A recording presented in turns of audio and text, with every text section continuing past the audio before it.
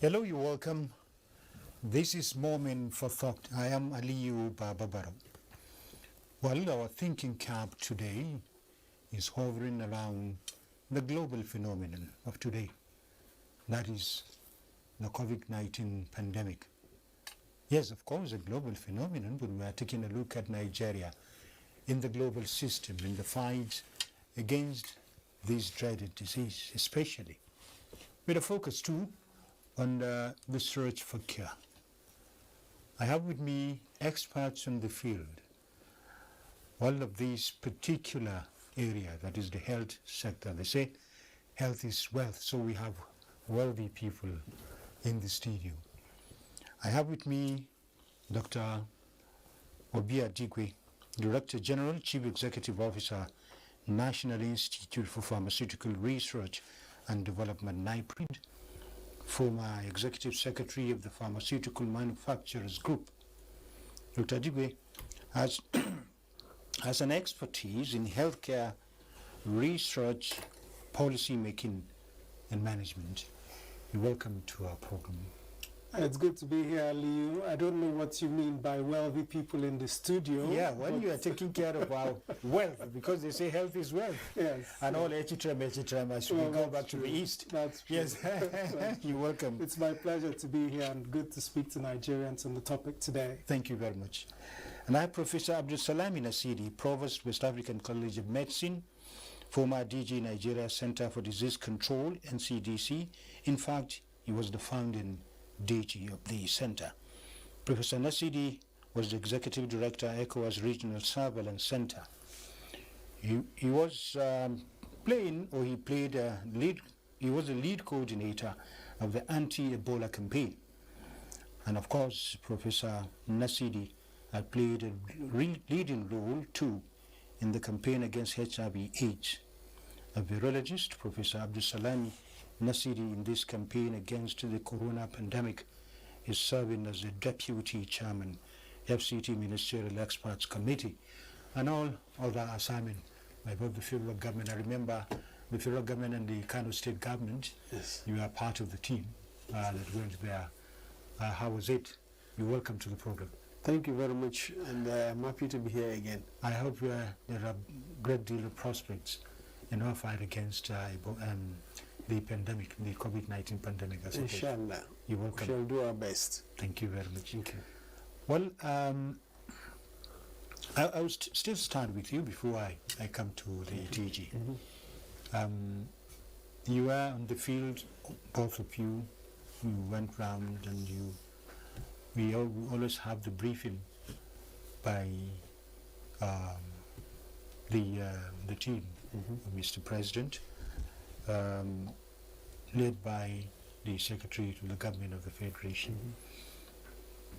When we are trying to clap our hands and say, well, Nigeria is getting out of it, then some other information comes in and said, not yet Uhuru. How has it been? Why is it like that? Well, as you can see, it's not only Nigeria, but it's global. Yes. Virtually all countries. This type of, pandemics, right from the time when we have the black pandemic that killed more than 8 million people in the early days, even before we knew what a virus or a bacteria was. They all used to come in waves, came in 2 or 3 waves. Yes. Then we have the Spanish flu, which came in the year 1917, 1918, the same thing that killed millions, more than 40 million people, also came in waves. Then we now have the flu and the H1N1. Also, they come in waves. But the latest one, which is this COVID-19, seems to be taking the same pattern. So when it started in China, of course, Chinese country is a tough country, it's a communist country, regimental. So they have a command system. They could easily contain the spread within a particular region many other countries that this disease spread to later. Europe and America seems to be going into the last stage of the first wave. But unfortunately in America, because some states did not comply early, they are not yet even out of the first wave.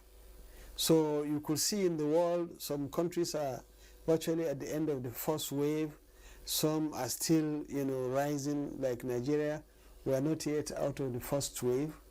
And, unfortunately, countries that do not, comply with the recommended, WHO recommended guidelines and directives are paying dearly, for those type of lapses. So it is a disease that, is taking everybody by surprise. But the worst thing is that the virus that caused the first outbreak in China is now even changing its color. So we are now having different strains. And this could mean that if we are out of the first wave and the second wave comes with a different strain, it could be more severe. If you are lucky, it could be less severe. But if you are not lucky, it could be more severe and it could kill more people. So this is why all countries are really waking up to prepare for any possibility. So compliance is still the key. Compliance, super compliance, and more and more compliance. Yes. Because countries that slackened, that went a little bit, slow on the lockdown, thinking that it's all over, went immediately into what they call the super transmitter activities. And that, flared up the virus quickly. And the virus started infecting more and more people. The good example is the US. New York, that was very hot. New York has done very well. They are actually going down the first phase. But states that were taking it for granted and all this now are having flaring up a serious upsurge of the cases again. And in that case, you can't say America is out. Yes. So, well, DG, you've observed the scenario, the global and Nigeria, at the micro level of the economy. These compliance, you've been involved in research, policy making and management as far as health is concerned.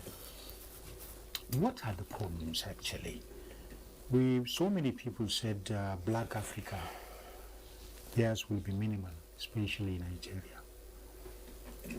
Yes, people who said that were speaking obviously from a place of ignorance, because most of those assumptions have all been proved.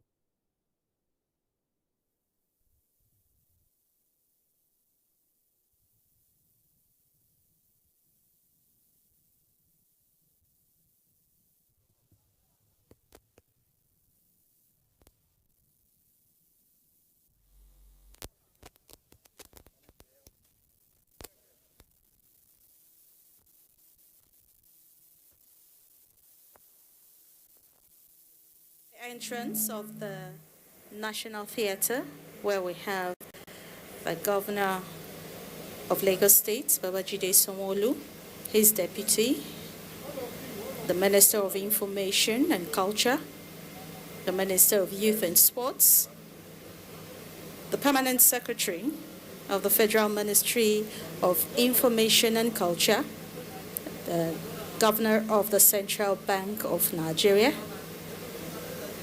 and of course, the body of bankers CEO represented.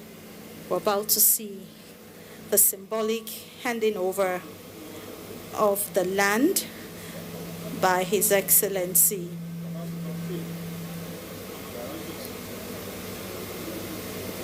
the Governor of Lagos State, and the symbolic handover of the facilities to the Governor of the CBN and Bankers Committee by the Honorable Minister of Information and Culture.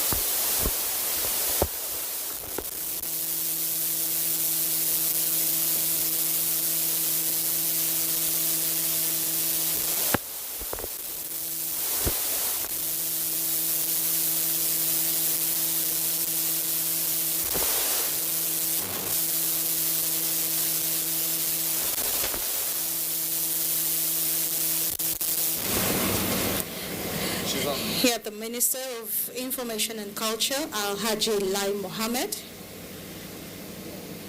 taking over proceedings of the handing over of the National Theatre Ikomo, Lagos. Well, the federal government in 2019 was reported to have handed over the National Theatre to the Central Bank of Nigeria and the Bankers Committee for the development of Creative Industry Park. And that was in 2019. And today it has become a reality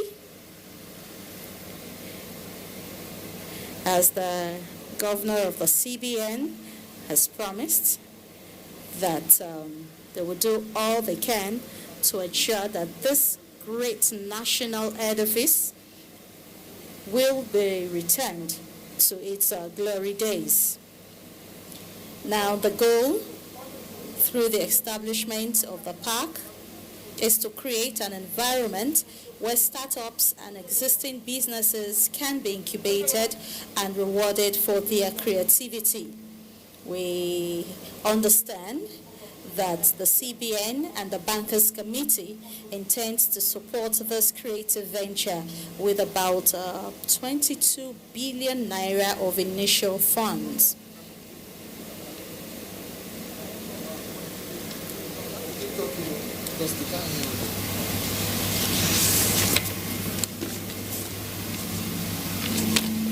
Now let's go back to some history. Let's go down memory lane on the National Theatre, especially the Festival of Arts and Culture. Sleep, wake up, and when we are going to have not just a brand new National Theatre, but brand new creative industry entertainment village. So it's my pleasure, Government Central Bank, to please hand over the document, that symbolically sees to the National Theatre and the adjoining land to the Bankers Committee through you for development and upgrade. Thank you very much.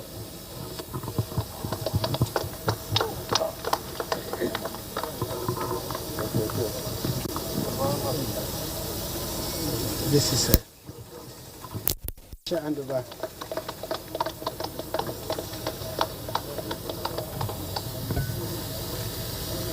Thank you very much.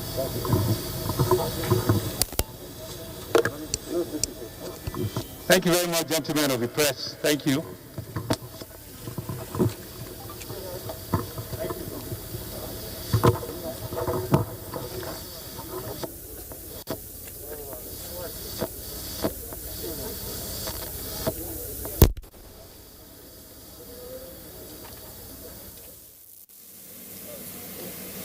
Yeah, the Minister of Information and Culture has just officially handed over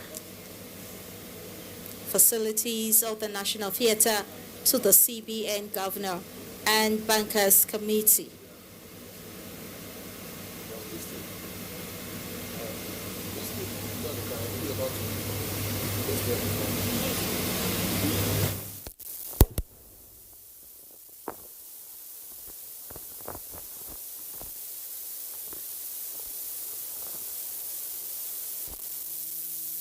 And that about does it.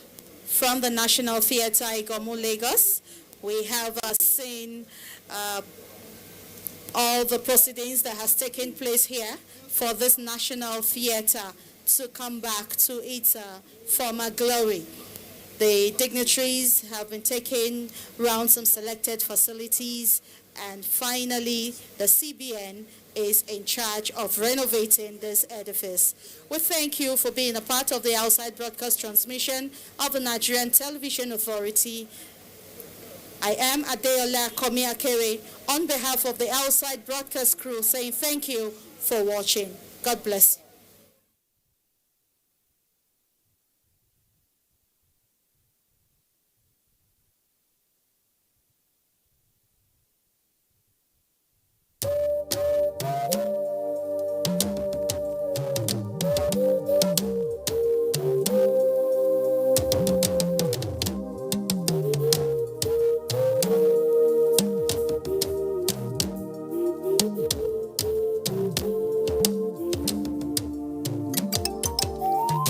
Know that our enemies have no face. They are indigents of no state. They come from no place. And if this boat capsizes, every one of us will go under.